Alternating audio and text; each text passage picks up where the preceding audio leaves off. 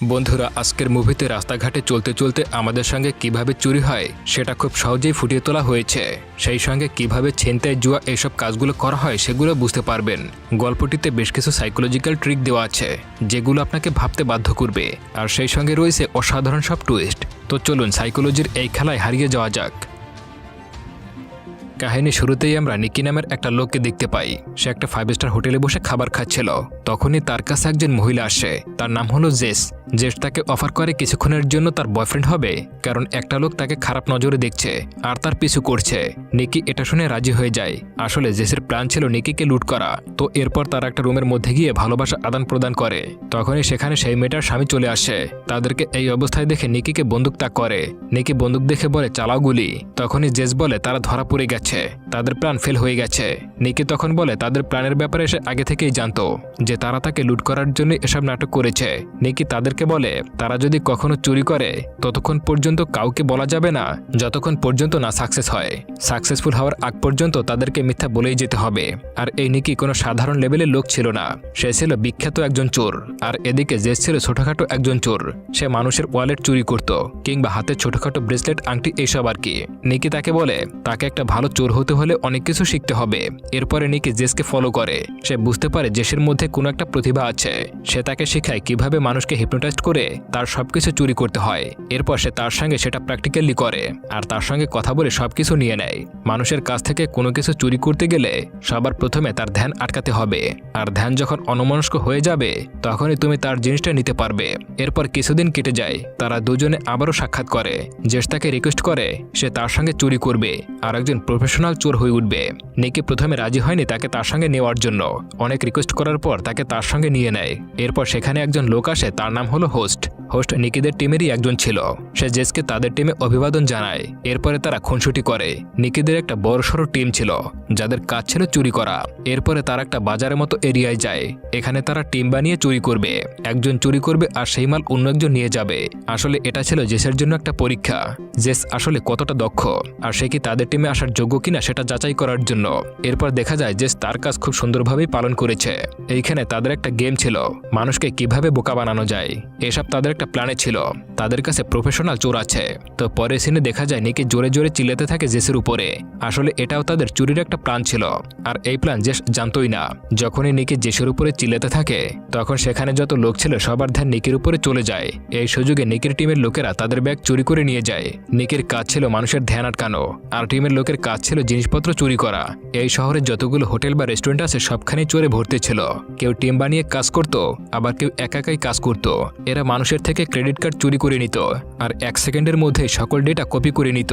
আর যার কাছ থেকে এটিএম কার্ড চুরি করেছিল সে বোঝার আগে সেখানে রেখে দিত। যার এটিএম সে যদি বুঝতে পারত তার কার্ড চুরি হয়ে গেছে, তখন কর্তৃপক্ষ 1 ঘন্টার মধ্যেই অ্যাকাউন্ট ব্লক করে দিত, আর তারা সেই এটিএম থেকে একটা টাকাও পাবে না। তারা একটা এটিএম মেশিনের উপরে একটা নকল এটিএম মেশিন লাগিয়ে রাখত। এটার নাম হলো স্কিমার মেশিন। এই মেশিনটা মানুষের কার্ডের সকল ডেটা কপি করে রাখত। তারা এই ডেটা ব্যবহার করে পরবর্তীতে এটিএম থেকে টাকা তুলে নিত।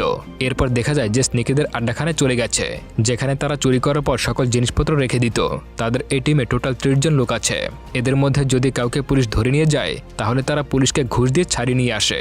চুরির পরে যে যত টাকা ইনকাম করেছে সেগুলো ভাগাভাগি করে নিয়ে যায়। সেখানে একটা হার জেসের খুবই পছন্দ হয়। নিকি তখন বলে চুরির কোনো জিনিসপত্র তাদের কাছে রাখা যাবে না। যদি কোনো জিনিস তাদের কাছে রাখা হয় তাহলে তারা ফেসে যাবে। ধীরে ধীরে তারা দুজনেই দুজনকে পছন্দ করতে শুরু করে। এর পরে সিনে দেখা যায় ফরহাদ আর জেস এক জায়গায় বসে চুরির প্ল্যান করতেছিল। তখন ফরহাদ হার্ট অ্যাটাকের নাটক করে। এটা ছিল তাদের একটা চাল, মানুষের ধ্যান আটকানোর জন্য। ফরহাদ যখন অ্যাক্টিং করে তখন জেস চিল্লিয়ে মানুষের সাহায্য চাইতে থাকে। তখনই সবার মনোযোগ সেই দিকে চলে যায়। এই সুযোগে তাদের টিমের লোকেরা সবার ওয়ালেট, ঘড়ি, মোবাইল এগুলো চুরি করতে থাকে। তারা মোটামুটি মানুষের সাইকোলজি জানতো, কিভাবে মানুষের ধ্যান অন্যদিকে করা যায় সেটা খুব ভালো করে রপ্ত করেছিল।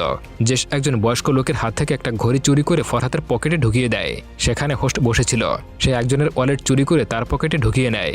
সবাই চুরি করার পর নিকি তাদেরকে জানায় গত 1 সপ্তাহে যতগুলো চুরি করেছে আর সবকিছুর খরচ নিয়ে তাদের কাছে মোট $1.2 মিলিয়ন আছে।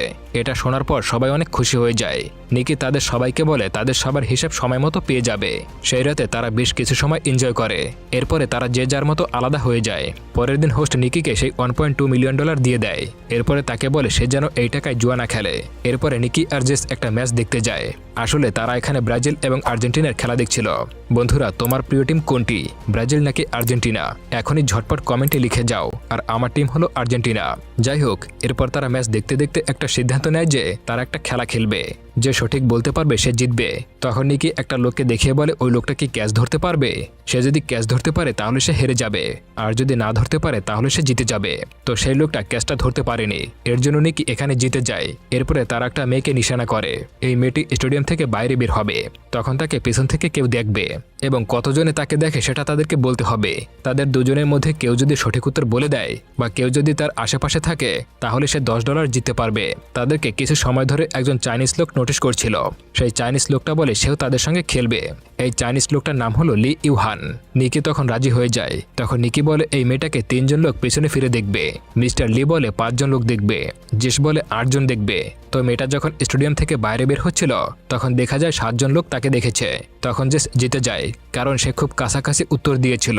তারা দুজনে হেরে যাওয়ার পর তাকে $10 করে দিয়ে দেয়। এরপর তারা দুজনে খেলার ব্যাপারে 1000 করে বেট ধরে। জেস বলে সে খেলার ব্যাপারে কিছুই জানে না, তাই সে আর এখানে বেট ধরবে না। নিকি বলে একটু পরে এই ম্যাচে প্ল্যানটি হবে, কিন্তু লিও বলে প্ল্যানটি হবে না। তখন দেখা যায় এই ম্যাচে লিও হেরে যায়। এরপরে $1000 তাকে দিয়ে দেয়। এরপর তারা $5000 একটা বেট ধরে। নিকি বেশ কিছু সময় ধরে ভাবে সে খেলবে কি খেলবে না। এরপরে সে খেলার জন্য রাজি হয়ে যায়, কারণ সে তো অলরেডি $1000 জিতে নিয়েছে। মানুষের লোভ মানুষকে বরবাদ করে দেয়। এরপর সেই লোকটা বলে প্লেয়ার বল ধরে দৌড়বে কিন্তু বলটা ছুঁড়ে মারবে না। আর সেটাই হয়, প্লেয়ার বল ধরে দৌড়ায় কিন্তু ছুঁড়ে মারে না। এরপরে নিকি $5000 হেরে যায়। এরপর নিকি সেখান থেকে উঠে যাচ্ছিল। তখন লোকটি বলে সহজ একটা গেম খেলবে, প্লেয়ার বলটা গোলে ছুঁড়ে মারবে, যদি গোল হয় তাহলে নিকি জিতে যাবে। কিন্তু দেখা যায় এবারও নিকি জিততে পারে না, আর $10,000 হেরে যায়। নিকিকে যতই হারা হয় ততই সে রেগে যায়। এবার সে $50,000 বেট ধরে। সে বলে প্লেয়ার বল ধরে দৌড়াবে না কিন্তু কিক মারবে। দেখা যায় সে এবারও হেরে যায়। প্লেয়ারটা বল ধরে দৌড়ায় কিন্তু কিক মারে না। জেস তাকে বোঝায় যে জুয়ার খেলো না, এখান থেকে পালিয়ে যায়। কিন্তু নিকি তার কোনো কথাই শোনে না। সে রেগে $1,00,000 বেট ধরে। আর নিকি বলে প্লেয়ারটা ক্যাচ ধরবে না, ক্যাচ ছেড়ে দেবে। কিন্তু দুর্ভাগ্যবশত এবারও সে হেরে যায়। সে যত হারে ততই রেগে যায়। ধীরে ধীরে সে বেট বাড়াতেই থাকে। সে যে টাকাগুলো দিয়ে বাজি ধরেছিল সেগুলো তার একার টাকা না, টিমের সবার। সে যদি এরকমের ভাবে সব টাকা হেরে যায় তাহলে তার টিমকে কিভাবে টাকা দেবে। এই কারণে জেস তাকে বোঝানোর অনেক চেষ্টা করে আর এখান থেকে পালিয়ে যেতে বলে, কিন্তু সে জেসের কোনো কথাই শোনে না। সে তার রাগ কন্ট্রোল করতে না পেরে আবারও বেট ধরতে শুরু করে। এরপর সে $1 মিলিয়ন বেট করে। যার তাসের নম্বর যত বেশি হবে সে এই বেটে জিতে যাবে। কিন্তু দুর্ভাগ্যবশত এবারও সে হেরে যায়, তার তাসের নম্বর কম আসে। নিকি এবার কি করবে কিছুই বুঝতে পারে না। তার কাছে যত টাকা ছিল সব হেরে যায়। এরপর সে আবারও রেগে যায় আর আরও $2 মিলিয়ন বেট ধরে। শর্ত হচ্ছে মাঠে যত প্লেয়ার আছে তাদের মধ্য থেকে একজনের জার্সি নম্বর লিও মনে রাখবে। এরপর সেই নম্বরটা নিকি নিজে বলে দেবে। খেলাটা আরও মজাদার করার জন্য বলে নিকি নিজে এই নম্বরটা বলবে না, নম্বরটা বলবে জেস। লিও এটা শুনে ভাবে সে খুব সহজেই এটা জিততে পারবে। তো দূরবীন দিয়ে মাঠের মধ্যে থাকা একজন প্লেয়ারকে চুজ করে। আর নিকি জেসকে বলে তার মনের মধ্যে যেই নম্বরটা আসবে সে যেন সেই নম্বরটাই তাকে বলে দেয়। বন্ধুরা, এতটুকু পর্যন্ত যদি ভালো লেগে থাকে তাহলে চ্যানেলটি সাবস্ক্রাইব করে আমার সঙ্গেই থাকুন। এরপরে জেস বলে সেটা পারবে না, তার ভয় লাগছে। নিকি তাকে শান্ত করে আর বলে তার মন যেটা বলবে সে যেন সেই নম্বরটাই বলে। এরপরে জেস মাঠের মধ্যে থাকা একজন প্লেয়ারকে চুজ করে। এরপর সে 55 নম্বরটা বলে। সে যখন এই নম্বরটা বলে তখন লিও বলে সে ঠিকই বলেছে, তারা এই বেটটা জিতে গেছে। তারা দুজনে $4 মিলিয়ন জিতে নেয়। নিকি যত টাকা হেরেছিল তার থেকে 3 গুণ টাকা বেশি জিতে যায়। এরপরে তারা ব্যাগ ভর্তি টাকা নিয়ে সেখান থেকে চলে যায়। এই লোকটা হলো একজন বিজনেসম্যান। তার সামনে যদি কেউ এরকমের আজব খেলা খেলে তাহলে সেও এরকমের লাখ লাখ ডলারের বেট ধরে। আর নিকি মূলত এইখানে এসেছিল তাকে লুট করার জন্যই। ওই যে তার বন্ধু বলেছিল না টাকা নিয়ে যেন জুয়া না খেলে, আসলে তাদের টিমের সবাই মিলে এই প্ল্যানটা বানিয়েছিল। কিন্তু জেস এই ব্যাপারে কিছুই জানতো না। তার রিয়াকশন সেখানে যা ছিল সবকিছুই ছিল অরিজিনাল। সে যখন জানতে পারে যে এটা তাদের প্ল্যান ছিল তখন সে পুরোপুরি হতবাক হয়ে যায়। সে নিকিকে জিজ্ঞাসা করে সে যদি সব টাকা হেরে যেত তাহলে কি হতো। নিকি বলে সে ততক্ষণ পর্যন্ত বেট করত যতক্ষণ পর্যন্ত না সে যেতে। এরপর তারা দুজনে আলাদা হয়ে যায়। জেস এটার জন্য মোটো প্রস্তুত ছিল না। জেস ভেবেছিল তারা দুজনে দুজনকে ভালোবেসেছে এবং একসঙ্গে জীবন কাটাবে। সে এটা আশা করেনি যে তারা এরকমের ভাবে আলাদা হয়ে যাবে। নিকিও তাকে ভালোবাসে কিন্তু নিরাপত্তার জন্য আলাদা হয়ে গেছে। তারা যদি একত্রে থাকে তো ধরা পড়ে যেতে পারে। এরপরে 3টি বছর কেটে যায়। দেখা যায় একজন রেসার তার কাছে আসে। এই রেসারের নাম হলো গরিবা। সে একজন রেসার চ্যাম্পিয়ন। তার কাছে এমন একটা ডিভাইস আছে যেটা গাড়ির পারফরমেন্স বাড়িয়ে দেয়। খুব সহজেই অন্য গাড়িগুলোকে বিট করে এগিয়ে যেতে পারে আর সে খুব সহজেই রেসটা জিততে পারে। গরিবা নিকিকে বলে সে যেন তার অপোনেন্ট ম্যাককে এমন একটা ডিভাইস বানিয়ে দেয় যেটা প্রথমে অনেক স্পিড করবে কিন্তু পরে সেটা স্লো হয়ে যাবে। আর এটা বানানো হয় কম্পিউটার প্রোগ্রামের মাধ্যমে। গরিবা চায় সে যেন এই রেসটা জিতে যায় আর তার যে অপোনেন্ট আছে সে যেন হেরে যায়। এই কাজটা করার জন্য নিকিকে সে $1 মিলিয়ন দিতে চায়। এই জন্য সে নিকিকে বেছে নিয়েছে। পিছনে যে বয়স্ক লোকটা ছিল সে নিকিকে পছন্দ করতো না, সবসময় তাকে ফলো করত। তখন তারা একটা প্ল্যান বানায়, কালকে রাত্রে পার্টিতে গরিবা নিকিকে অপমান করবে, এমনকি ধাক্কাধাক্কিও হবে, যাতে বুঝতে পারে গরিবা নিকির দুশ্মন। আর এভাবেই ম্যাক আর নিকি বন্ধু হতে পারে। তারা তাদের প্ল্যান মতো কাজ চালিয়ে যায়। পার্টিতে নিকি বলতে থাকে গরিবা একজন চোর, মূলত এইসব কাজ করছিল ম্যাকের নজরে আসার জন্য। তো সে যখন গরিবাকে মারতে যাচ্ছিল তখন সেখানে জেসকে দেখতে পায়। জেস এখন গরিবার গার্লফ্রেন্ড। এটা দেখার পর সে প্রচুর পরিমাণে ড্রিঙ্ক করে আর সত্যি সত্যি গরিবাকে মারতে থাকে। কিন্তু তাদের যে প্ল্যান ছিল সেটা সাকসেসফুল হয়। সে ম্যাকের নজরে আসে আর ম্যাক তাকে পার্টনার বানিয়ে নেয়। নিকি ম্যাককে বলে সে তার গাড়ির জন্য এমন একটা ডিভাইস বানিয়ে দেবে যেটা গাড়ির পারফরমেন্স অনেক বাড়িয়ে দেবে। তার বদলে সে $3 মিলিয়ন নিবে। ম্যাক রাজি হয়ে যায়। একদিন নিকি জেসকে দেখা করার জন্য ডাকে। সে জেসকে বলে এখনও সে তাকে ভালোবাসে আর আবারও আগের মতো হতে চায়।